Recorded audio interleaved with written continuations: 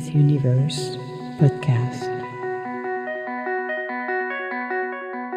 Where do we go from here? Where do we go from here? Emma's Universe podcast. Where do we go from here? Where do we go from here?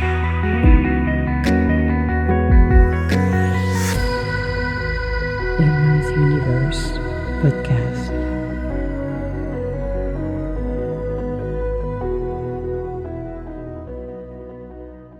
Hello and welcome to Emma's podcast. Just I know. Oh my goodness gracious. And I have Mike over there singing the song too. So in our podcast today, we're going to be talking about mindfulness for the overthinker, quieting the busy brain. Let's get started.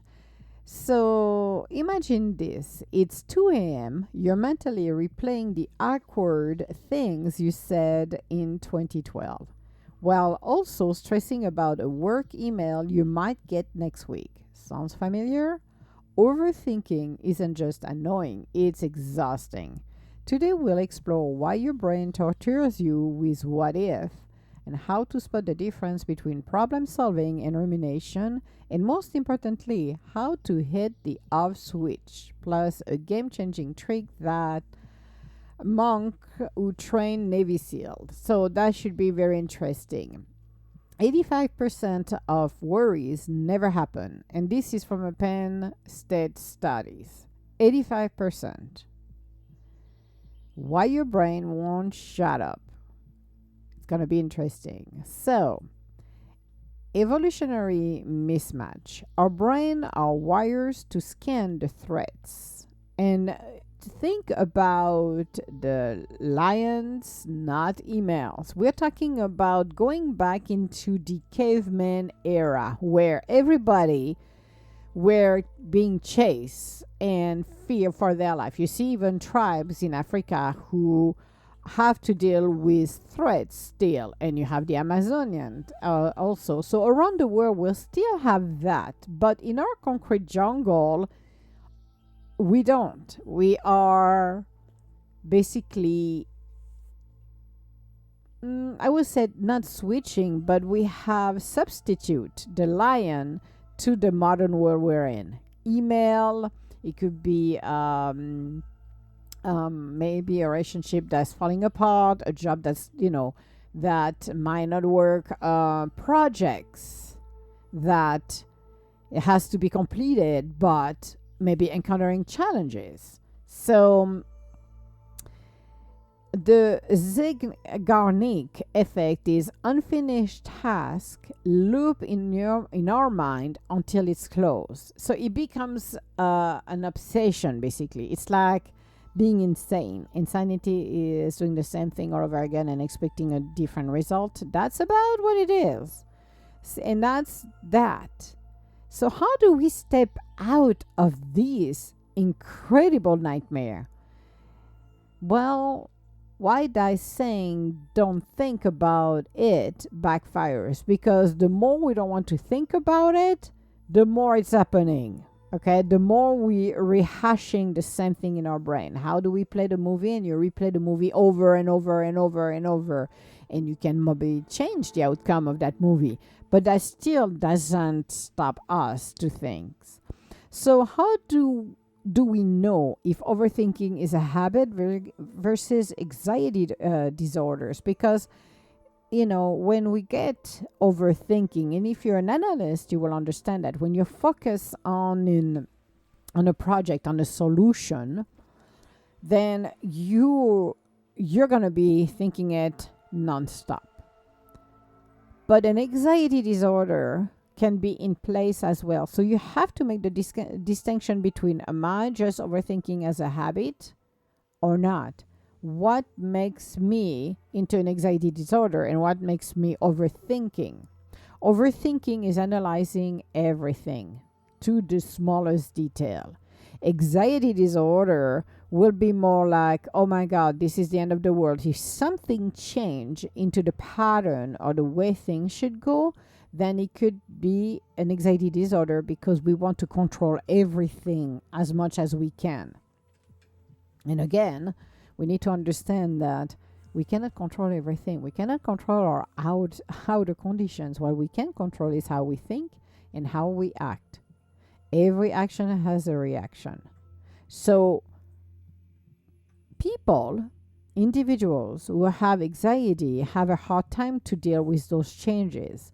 Now you got one extreme to the other, which is having anxiety, to the control freak who will try to control their outer conditions, control people, control situation, because they have that need to ensure it goes their ways. So your mind is like a browser with 100 tabs open. And what mindfulness does is to close all button. That's the close all button. You hit it and it will close all of those tabs. So there is a few things that you can do actually in order to prevail and help you with those overthinking patterns. It's work on meditation. Yes. Isn't it awesome? And meditation and mindfulness will help you to at least tone it down.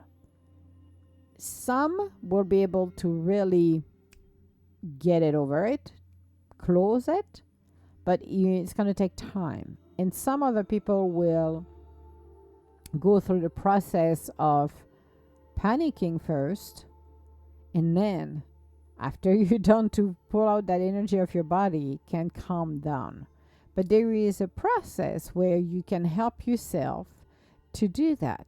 So there is one is the 5 4 3 2 1 grounding exercise. Yes. So first you're gonna name 5 things you see. It could be in your room. In a room where you are, 5 things. Like I can see Lord Ganesha, I can see beautiful Malakshmi, aka Lakshmi. I have a cup, I got my phone, and I see my groceries list. So those are my 5 things I see.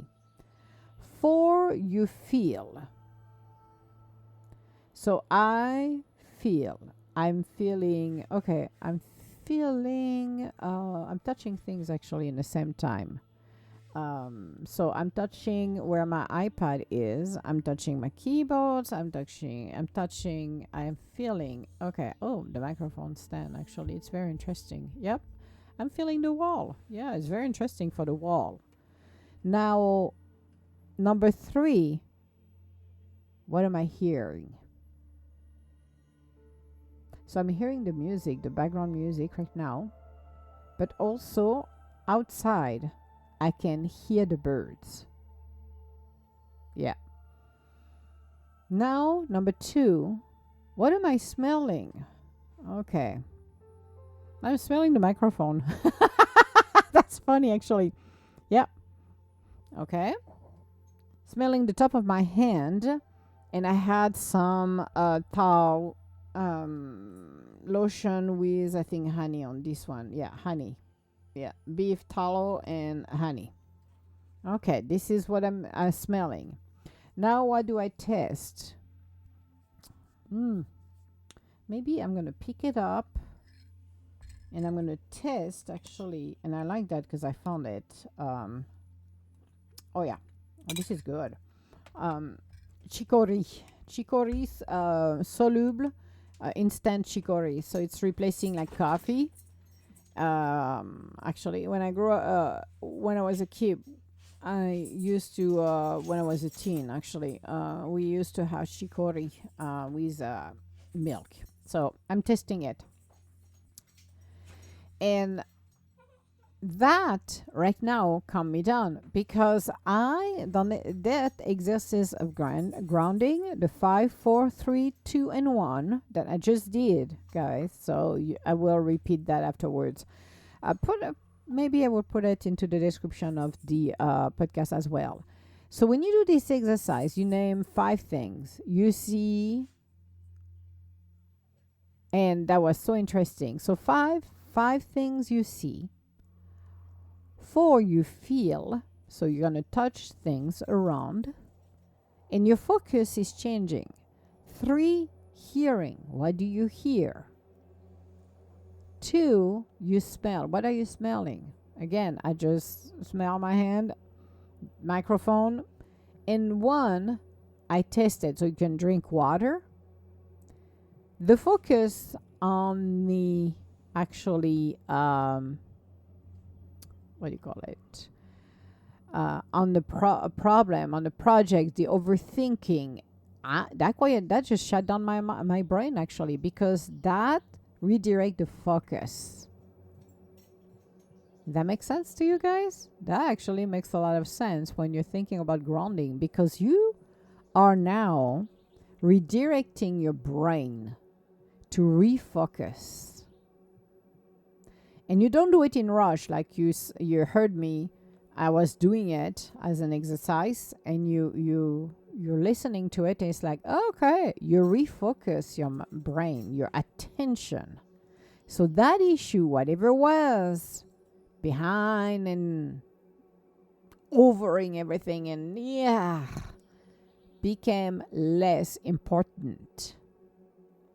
So that's number 1 exercise. And thought diffusion exercise, it's another way to do it. So it's take a piece of paper, write a worry on a paper, tear it up, and said, not my problem anymore.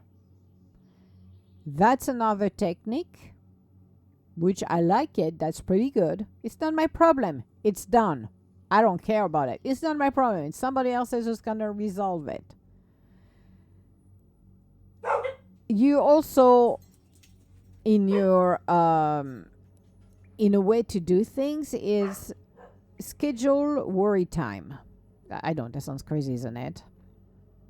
So someone who uses scheduled worry time, 10 minutes a day to reduce spiraling. So you put a timer on, and for 10 minutes you're gonna blah out your worries. Bills, I don't know, bills. What else could be your worries? A project that's synced, somebody that is extremely irritating and distress the life out of you. For 10 minutes straight, you're gonna blah this out. How does it work? It's gonna work good. So I give you 3 type of exercise actually you can do, and that's gonna be extremely useful. But I like number 1, and the reason number 2 is pretty good. Number 3 is interesting, but you need to put a timer and be disciplined, because if you're not disciplined, you can go over the 10 minutes, and this is not what you need. But it's 10 minutes per day, okay? It's not every 10 minutes. I would say number 1, the 5, 4, 3, 2, 1 grounding is extremely powerful. But also number 2, the thoughts diffusion exercise, I think is good, because when you write on a worry on paper, tears it up and said, not my problem, you're telling the universe, it's your monkey, your circus, not mine anymore. I'm done. Yours. It's all on you. And it will shift, and your brain's going to shift. Because in order to find a solution, you cannot be obsessing. If you become obsessed, and you obsess too much, it doesn't open the door and provide you, basically you're creating a block for the flow, for the answer to come in. So in order to get out of where you are, or the stench and the stagnation, you need to refocus your energy on, it is done, it is resolved, I'm not worried about it. That's all. I'm done. It's done. The universe took care of it, and I don't give a crap how. It's not my problem, the how. The goal has been attained, no matter what. So what you could do also is turning overthinking into superpowers. Like in a creative ways, like J.K. Rowling channeled her what if into a Harry Potter plots. So reframe everything.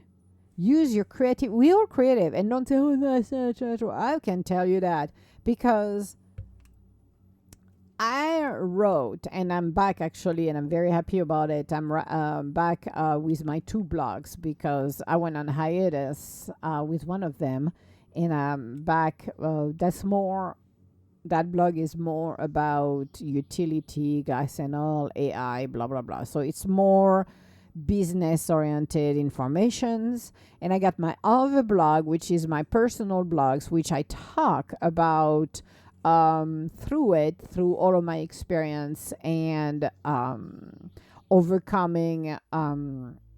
It's more coaching, it's more life, if you will. One is business, one is more life. That's what I'm going to classify it, or temporarily label it, because who knows what I will decide tomorrow morning after my breakfast. But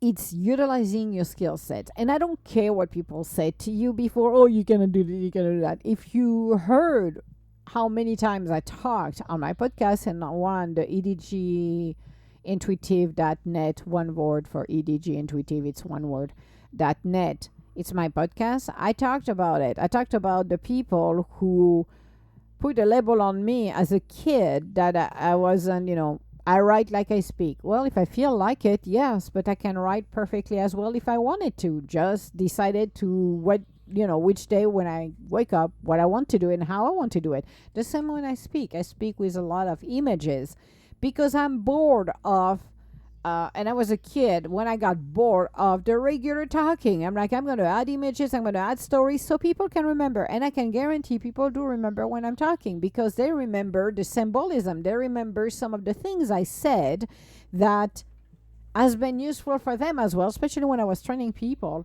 I use a lot of symbolism so people remember that. They laugh at it and they remember actually. A little thing like that. But think about her who wasn't a writer, became a writer because she channeled her what if. In my case, I was told as a kid, I suck at everything, allegedly, because I never believed them. That's the difference. The difference when they were talking to me down, then I was basically to go to the recycle and I was just going to be working somewhere in manufacturing as a robot. And I'm like, that's not happening because this is not my destiny and this is not what's going to happen. Guess what? I never drink their Kool-Aid, but I impressed myself and I was laughing actually when I started to write the blogs. And I started to laugh when I collaborated on books that are published books. So I'm like, well, I'm an author and that's hilarious. And I got published in magazines and I'm like, that's even more hilarious. I'm like, well, when people want to put a label and you're just like, no, not my monkey, not my circus. Well, use your creativity because we're all creative. And I don't care where you're born, how you got brought up, you are a creative person. You may be shut it down to fit somewhere that is not a place for you to be, okay? But we are all creative, okay? It's not a godsend and somebody, oh my God, by miracle, that person. No, everybody has it within themselves. It is up to you to utilize it, okay? Being behind a freaking microphone and talk is amazing. I love the interaction with people as well because I have done both. I had guests, I participate on other podcasts, I interview enough people that I'm not gonna say I'm the goddess of the world, but guess what? I have mastered everything I wanted to master. I have done everything that would have been impossible for a lot of people because, oh my goodness gracious. But it's like, use your creativity because we can transmute all of this. Leaders, overthinkers often spot risk others miss. So also,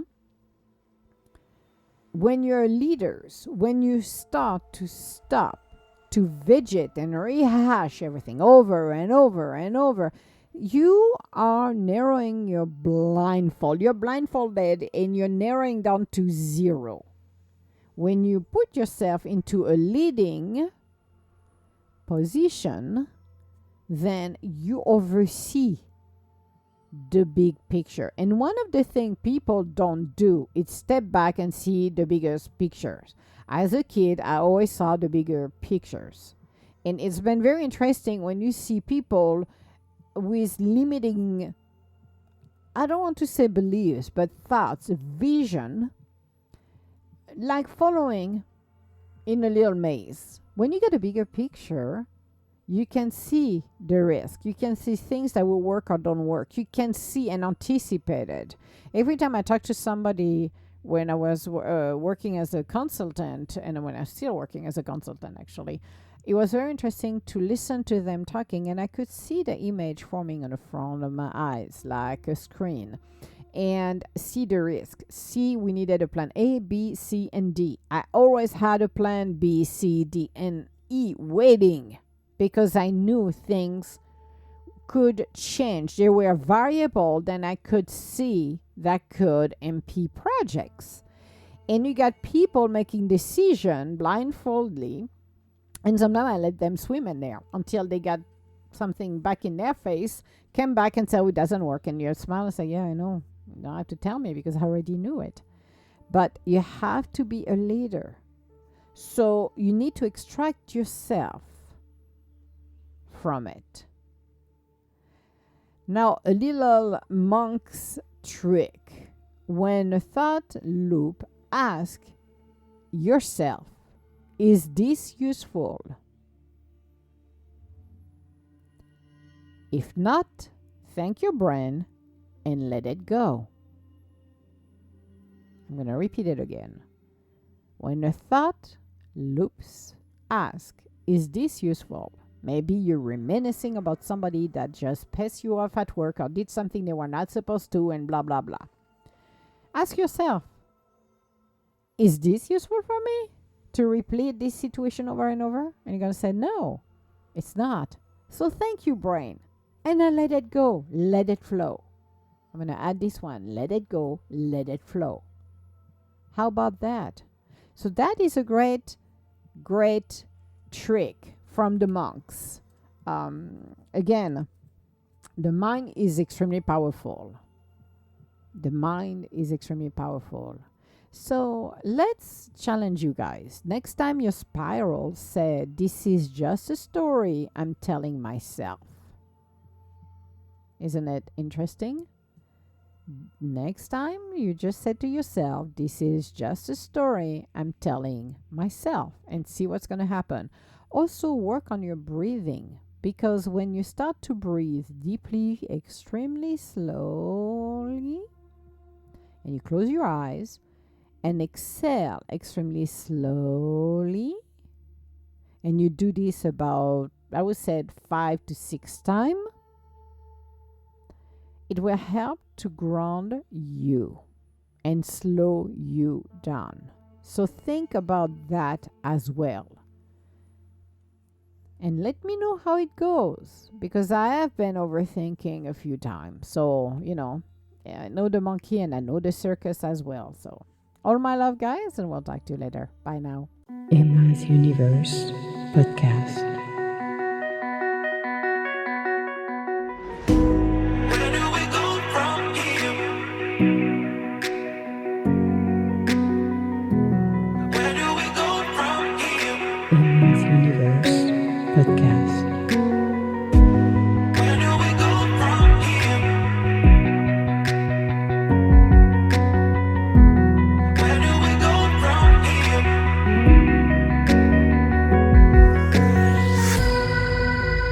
Emma's Universe Podcast.